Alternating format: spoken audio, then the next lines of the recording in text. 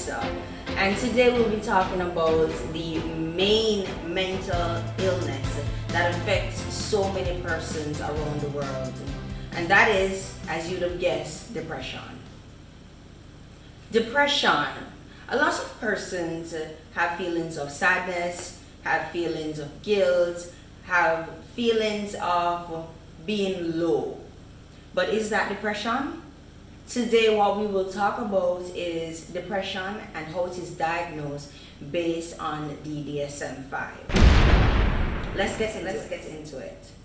So when it comes to diagnosing depression, we have to firstly ensure that we rule out medication that might be causing persons to feel depressed or feel sad.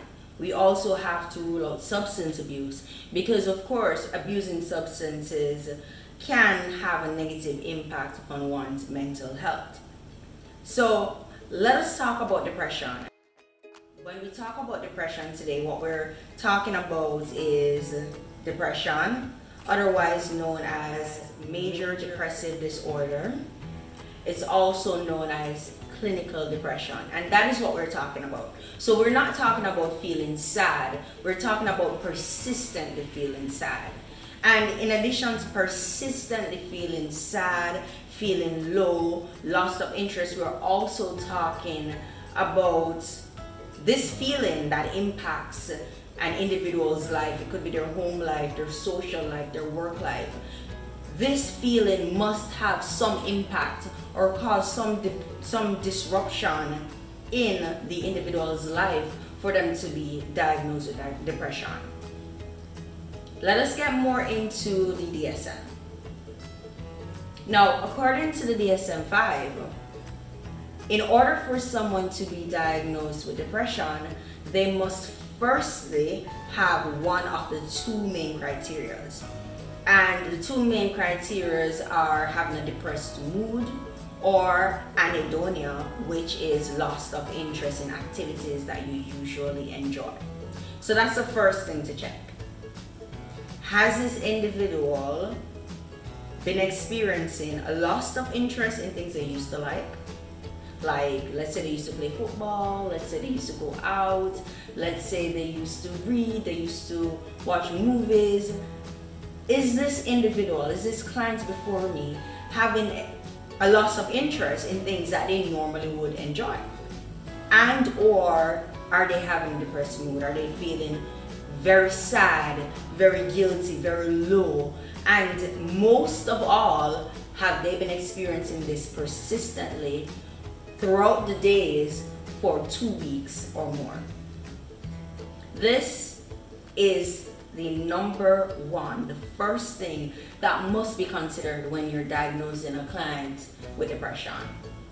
Now, once that is considered, once it is that the client has one or two of the main criteria that was mentioned earlier, and we've ruled out substance abuse, and we've ruled out medications, then we can go ahead to looking at other symptoms.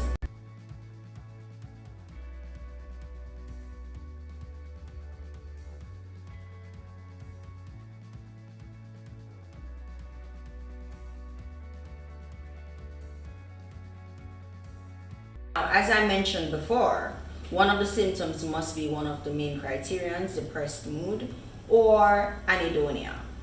Now let us look at the other symptoms that could be experienced by an individual who is experiencing depression.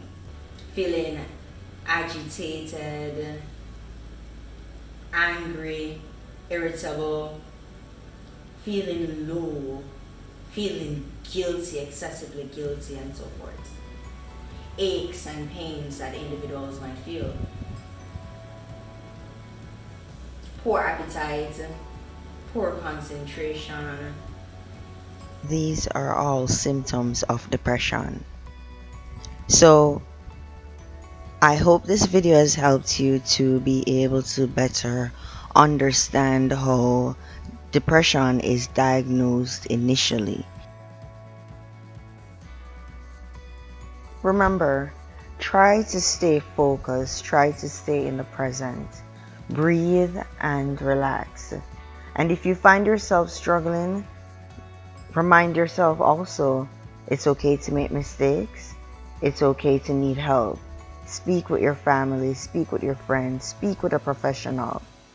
Remember, you can fight depression. This is Risa with All Things Psychology. See you next time.